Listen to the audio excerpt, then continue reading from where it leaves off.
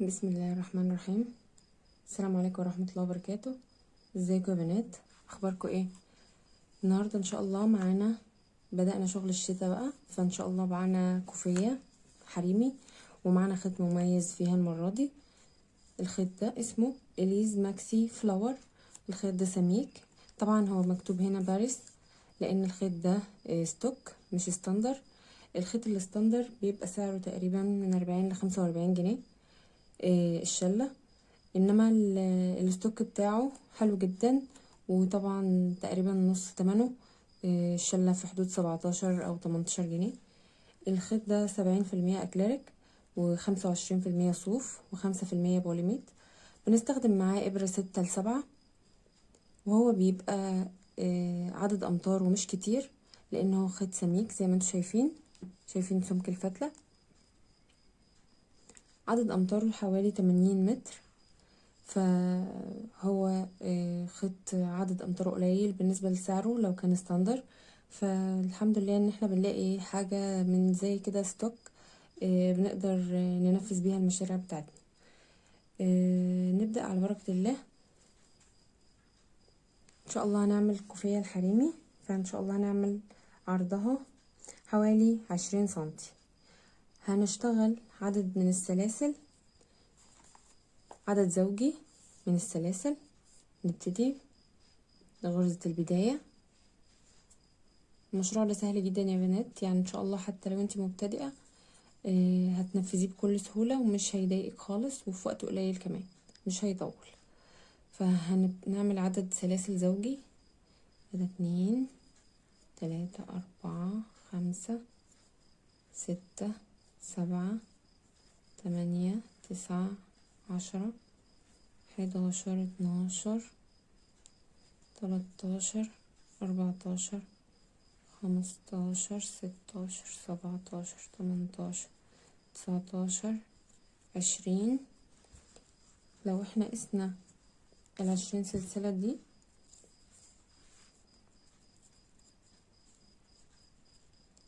عاملة معانا 21 سنتي، يبقى المقاس ده تقريبا كويس، فخلينا 20 سلسلة تمام.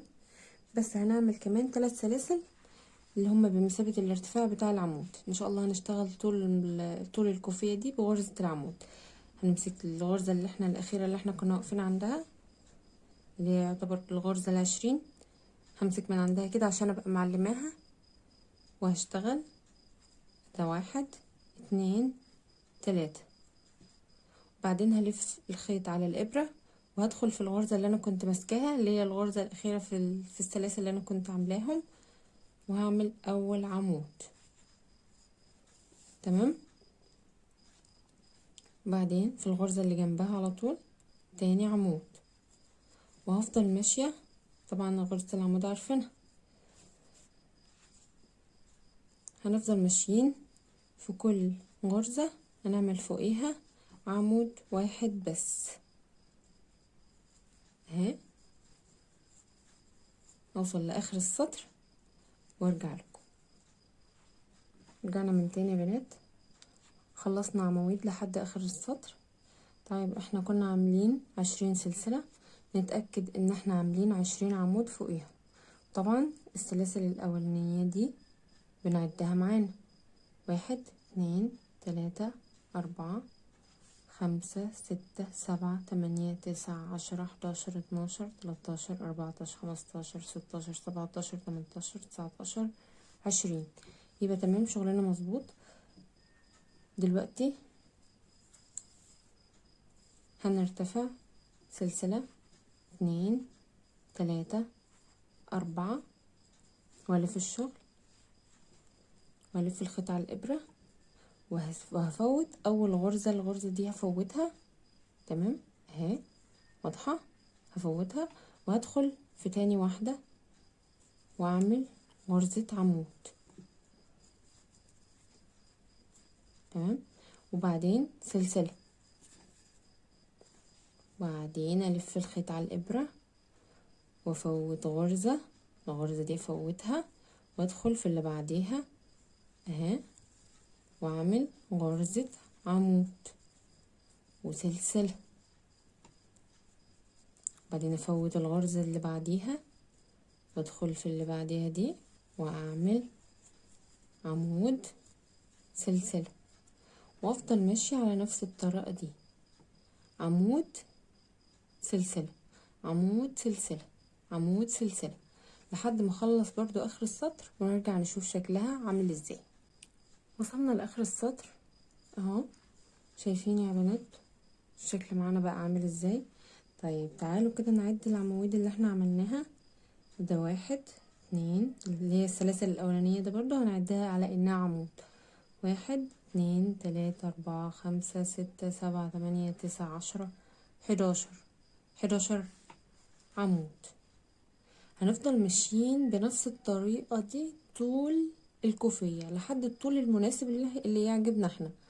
كل واحدة تحبها طويلة، تحبها قصيرة، تحبها طويلة جدا تلفها اكتر من لفة، فكل واحد هيعملها بالطول المناسب. تعالوا نعمل مع بعض سطر كمان. 1 2 3 4 والف الشغل واعمل عمود فوق العمود كده كده، واعمل سلسلة. منساش السلسلة لان هيفرق في شكلها جدا لو حصل نسيان في غرزة من الغرز نسيت فيها السلسلة، هتلاقي العمودين دخلوا كده على بعض ويبقى شكلها وحش. نعمل العمود اللي بعديها فوق العمود اللي تحت سلسلة، بعديها العمود سلسلة. تمام، فكرة سهلة جدا. احنا بنمشي طول الكوفية بنفس الطريقة دي، عمود سلسلة والعمود فوق العمود عمود سلسلة. مفيش اسهل من كده، سهلة جدا، وان شاء الله متاخدش معانا كمان خيط كتير، وتبقى وزنها مناسب، ما تبقاش برضو تقيلة قوي على رقبتنا. لو احنا عملنا غرزة اضيق من كده هتبقى تقيلة لان الخيط سميك فهتبقى ناشفة. لو انتي حابة تعملي غرزة مقفولة عن كده، نصيحة اشتغلي بإبرة أكبر. يعني هو الخيط أصلا الستاندر بيقترح عليكي إبرة من 6 ل7، احنا هنا شغالين بإبرة 7 والمقاس تقريبا مناسب على الغرزة الواسعة دي. لو انتي حباها ضيقة بقى كبري مقاس الإبرة أكتر، يعني ممكن تشتغليها بإبرة 8 أو 9 أو 10 براحتك. المهم تحسي وانتي ماسكة الكوفية كده انها طرية مش ناشفة، علشان ما تتعبش برضو الرقبة في الاستعمال. شفتي هنا كنت هنسى فعلا سلسلة، كانت هتفرق طبعا في الشكل. ما ننساش السلسلة اللي بين العمودين اهي. تمام، ادي عمود سلسلة، وعندنا العمود الاخير في السطر ناخد بالنا هنعمله هنا في الغرزة التالتة في العمود اهي. تمام، سلسلة 2 3 4 والف الشغل وابتدي من اول وجديد. طريقة سهلة خالص يا بنات، هكملها برضو معاكم وارجع لكم بعد شوية تشوفوا شكلها وصل لايه بعد كذا سطر كده. بصوا يا بنات، شفتوا المنظر عامل ازاي وجميل ازاي؟ فيها مدية منظر تحفة، وفيها الوان جميلة، شكلها شيك لوحدها من غير ما نعمل اي لعب في الغرز ولا اي حليات ولا غرزة مروحة او غيرها من الغرز اللي بتحلي شكل الشغل، ولا عمود امامي ولا خلفي خالص. الشغل ده في الخيط ده بيبقى من غير اي زوايد او من اي غرز اضافية، علشان خاطر هو حلو لوحده، يعني خليته منه فيه. طبعا شوفي انا عملت القطعة دي تقريبا طولها تقريبا طولها 55 سنتي. غرزة زي دي ممكن تعملي الطول ده مقاس 50 مقاس 60 سنتي. بالمقاسات دي بالعرض اللي احنا قايلينه ده حوالي 20 سنتي او 21 سنتي. انا شايفه انه المقاس ده مناسب بالنسبه لي. طبعا انت ليكي الحريه تختاري المقاس اللي انت عايزاه. لو انت حتى بتعمليها لطفله هتبقى حلوه جدا وهتبقى مميزه في وسط اصحابها. هنخلصها ان شاء الله، نخلصها كلها، هنفضل برضو ماشيين بنفس الطريقه اهي.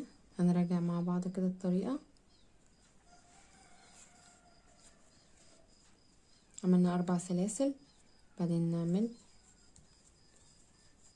عمود سلسله.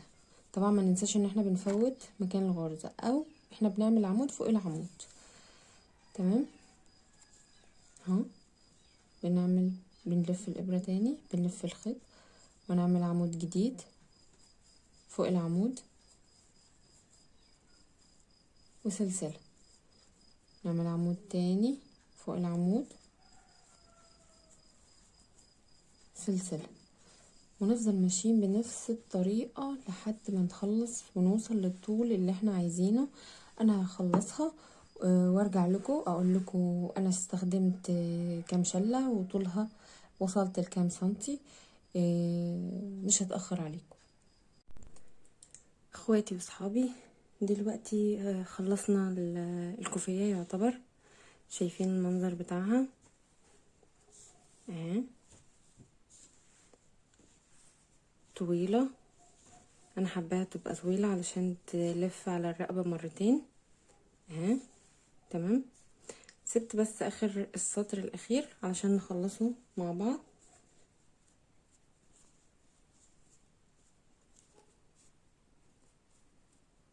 فاكرين كنا بنعمل ازاي؟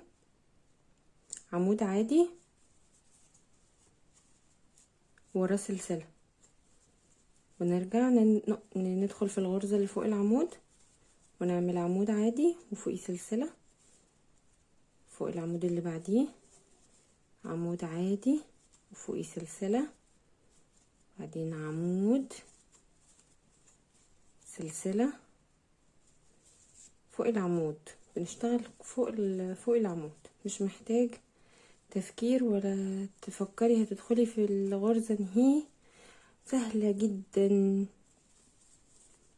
انا عملت هنا سلسله تمام، نعمل هنا عمود تمام سلسله، بعدين اخر عمود معانا في السطر وفي الكوفيه كلها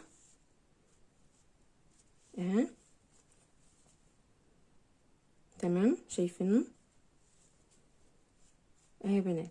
كده خلصنا، ما عادش الا الجزء صغير خالص مش هيكمل معانا السطر اللي بعديه. فهنعمل غرزة تأمين، بعدين نشد الخيط نطلعه كله بالراحة كده، نعمل بيه عقدة اهي. بس هنعمل دلوقتي هنجيب ابرة التشطيب بتاعتنا، بس الاول هنقص شوية من الخيط الحتة الزيادة دي، نقص مثلا كده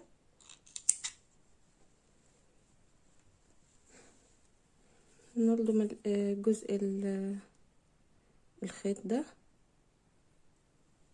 اهو بالمنظر ده، بعدين نشطب الشغل كده، ندخل ما بين الغرز كده تمام.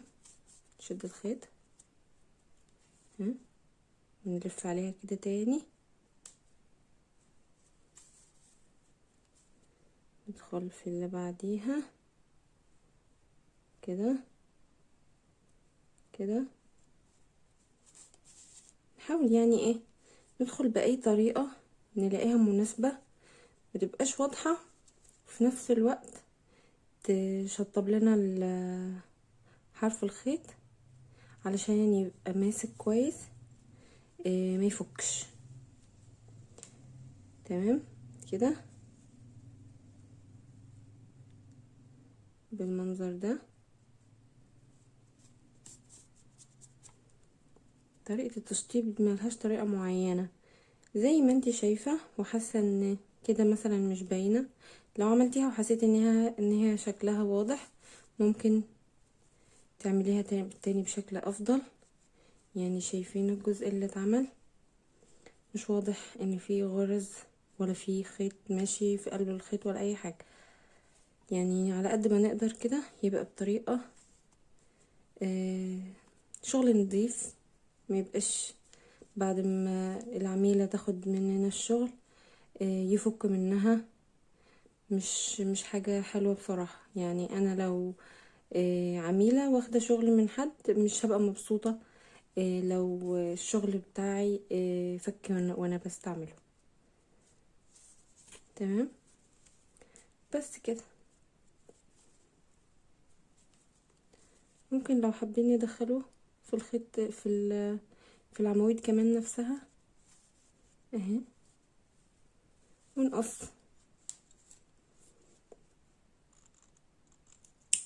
تمام اهو يا بنات، شفت الشكل عامل ازاي؟ تمام بس احنا كده خلصنا الكوفية بتاعتنا. طلع استوى بالمزورة كلها لحد المقاس اللي احنا طلعنا عنده. طلع مقاسها 220 سنتي تقريبا. طيب انا استخدمت فيها 3 شلات من الفلاور ده. احنا اتفقنا ان هو عدد امتاره قليل، فعلشان اوصل للمقاس اللي انا عايزاه اضطريت ان انا اشتغل 3 شلات منه. بس شايفين الشكل تحفة عامل ازاي؟ طيب الشلة الواحدة عملت معايا 70 سنتي. بالمقاس ده بعرض 20 سنتي عملت معايا 70 سنتي. طبعا لو انت زودتي العرض هيقل معاكي الطول اللي انت هتوصلي له. لو انت عملتيها لطفلة تعمليها مثلا مقاس 10 سنتي 12 سنتي، طبعا هتعمل معاكي اكتر من كده بكتير. ممكن تعمل معاكي 90 ل100 سنتي، فهتبقى اوفر معاكي لو انت عملتيها لطفل. بس احب ان الحاجة تكون عجبتكم يا رب. ما تنسوش بقى تقولوا لي رأيكم في الكومنتات. ولو في اي حد منكم ليه طلب معين، عايزين غرزة معينة او حابين تتفرجوا على حاجة معينة، لو في خيط عايزين تشوفوا عليه طريقة الشغل او بيتعمل بيه ايه، يا ريت تكتبوا لي في الكومنتات، وباذن الله انا هحاول انفذ الطلبات بتاعتكم. وباذن الله ان شاء الله قناه الوان الكروشيه تلاقوا عليها كل جديد، واتمنى اشوف دعمكم. ميرسي ليكم كتير، وهتوحشوني ان شاء الله لحد الفيديو اللي جاي. سلام يا بنات.